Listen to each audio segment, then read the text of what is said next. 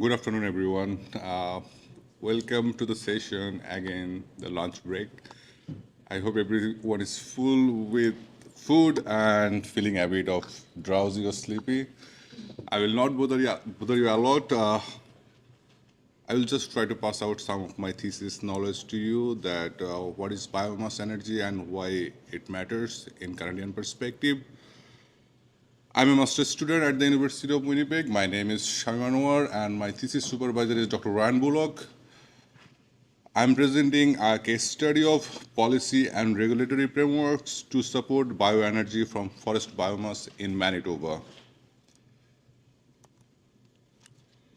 So what is biomass and why it's important? So biomass, basically all biological origins matters that we found in the forest and agricultural fields. And it is a good source of renewable heat, electricity, and transportation fuel.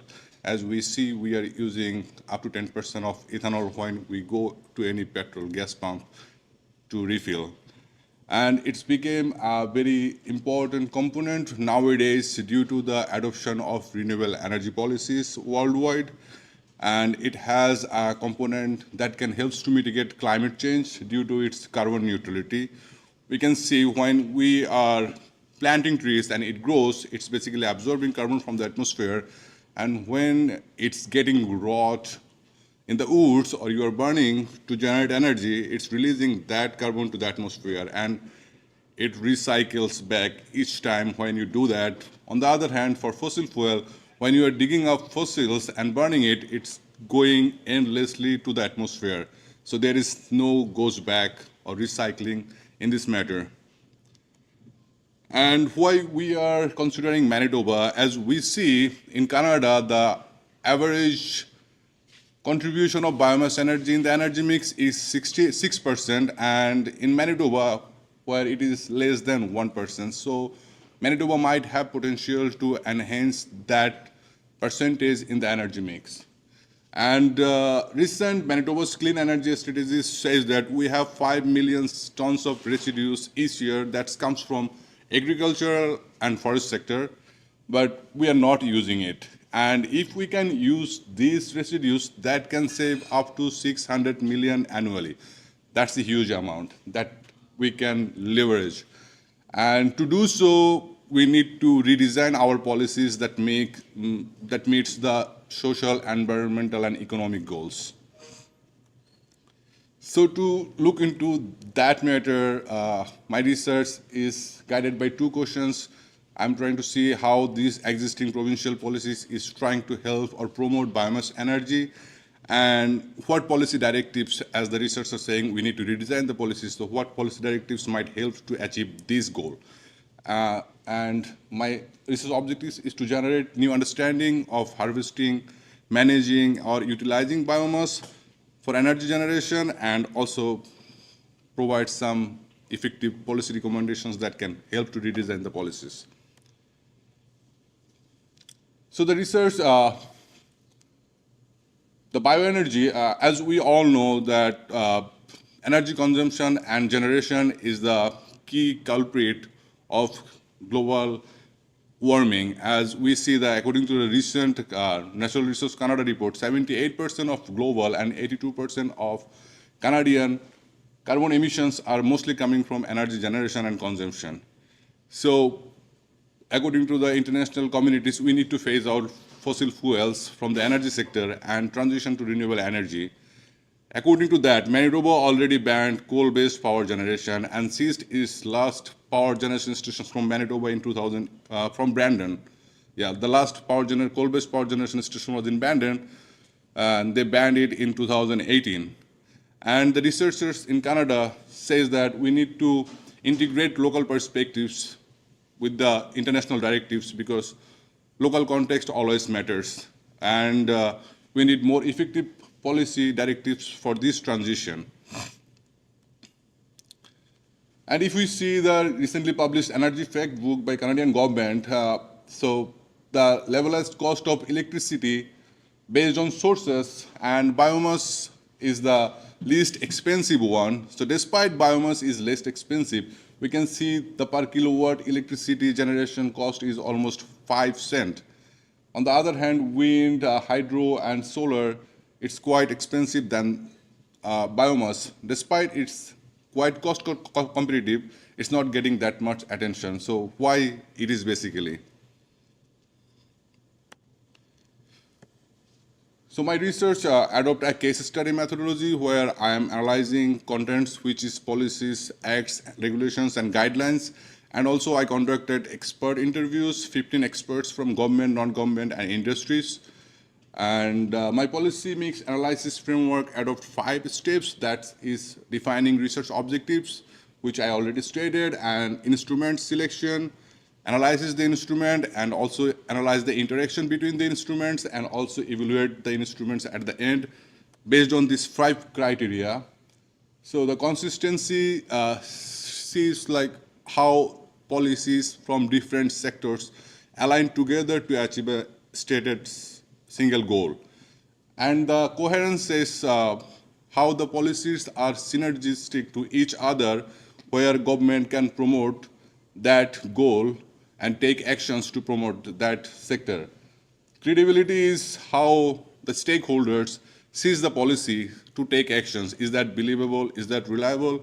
Or the policies are flexible to amend based on the situation. And the effectiveness refers to the achievement of the goals. Like we made a policy today and we expected that we will achieve that much of outcome at the end of 10 years. So we try to revisit the policy and see, did we achieve that one or not?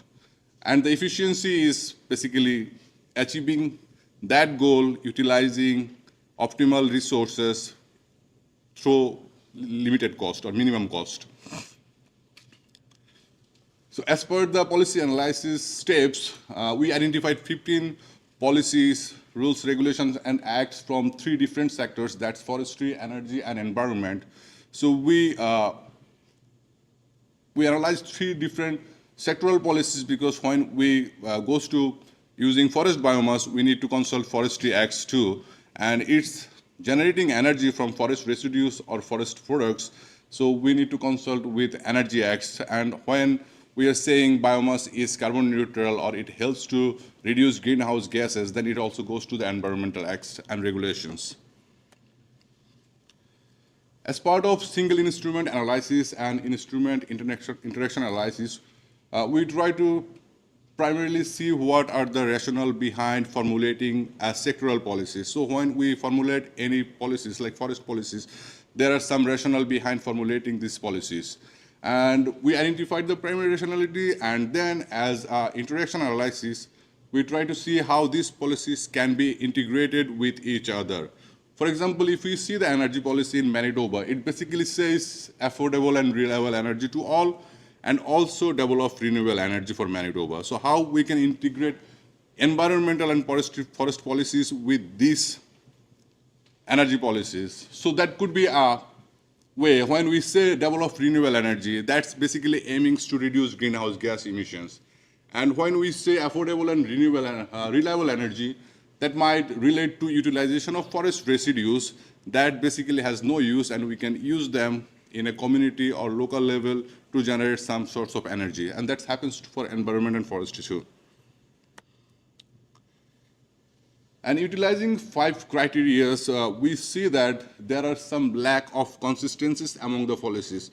So a policy in a certain scatteredly said that, oh, we need biomass because it's provide clean heat. But when it comes to how you can utilize these policies, we cannot see anything related to that. Okay, how people will harvest biomass for energy, how you are supporting the communities through incentives, or how you're supporting the users or manufacturers, those who are manufacturing this equipment. So there is basically no incentives for that.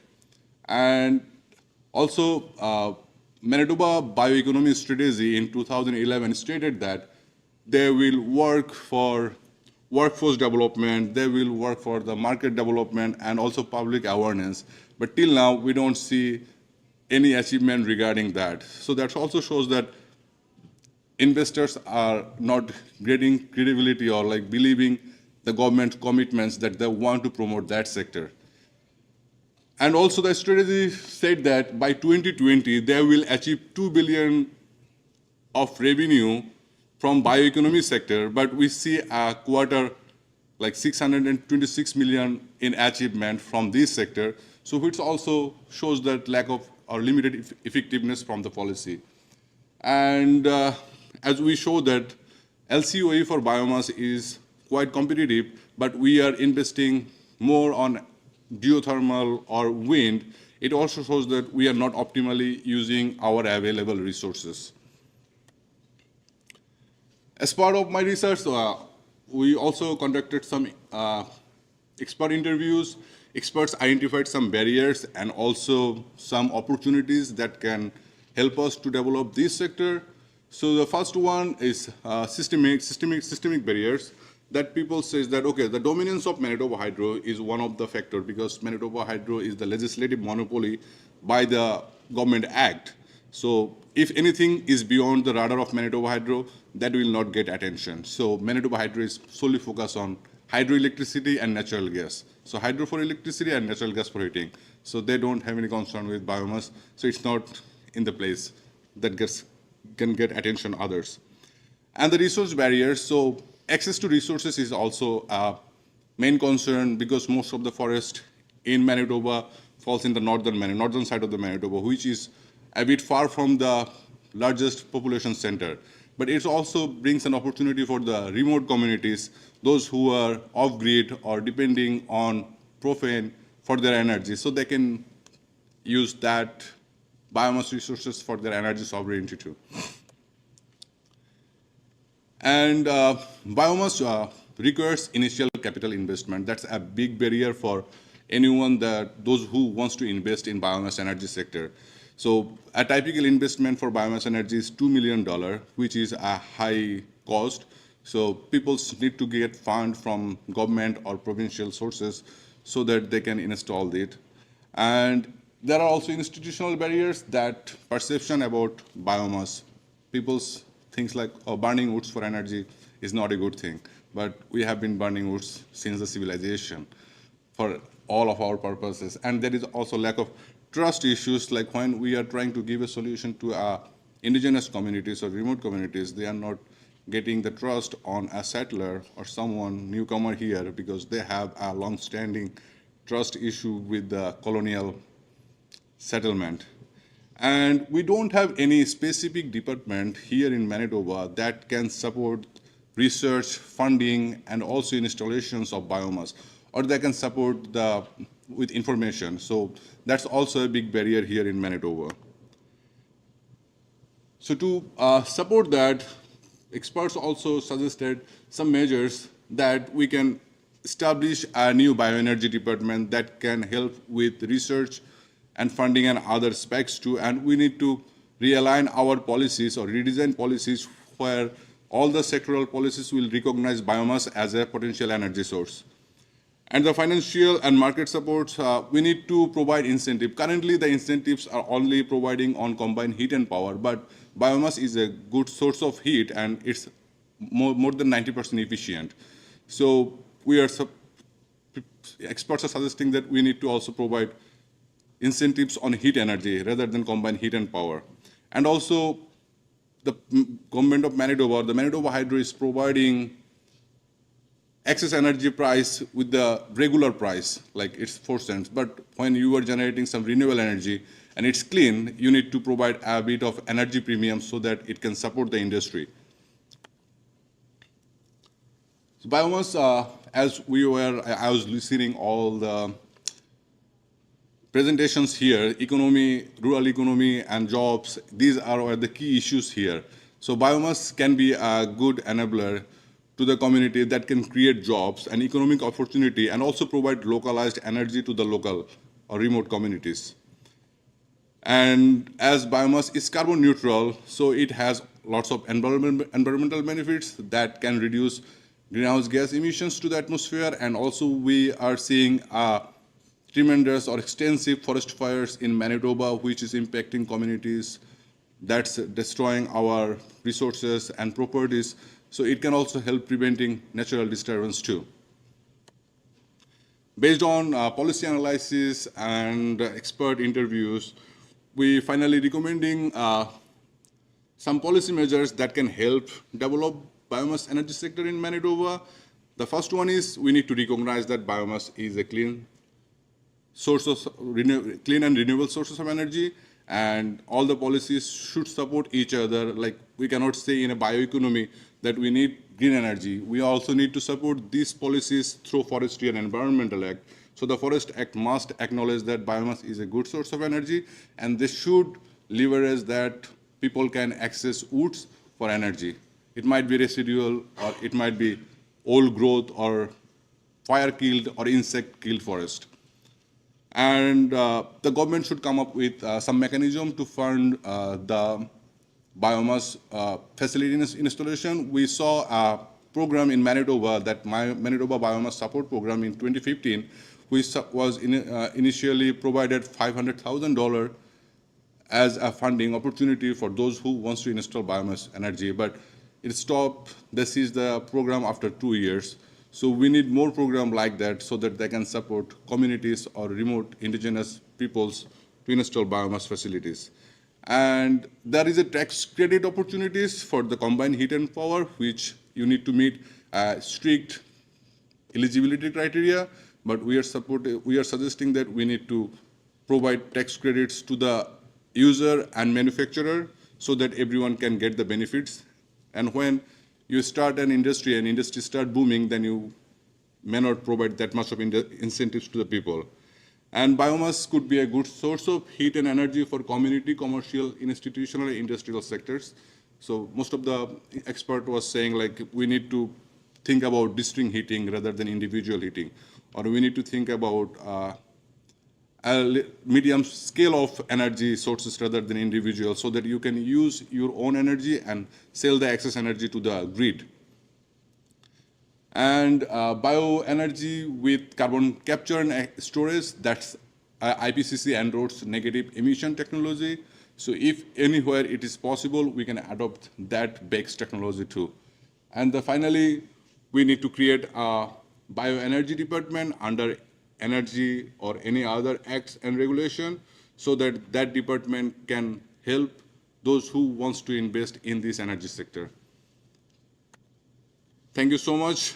If you have any questions, I would love to receive them.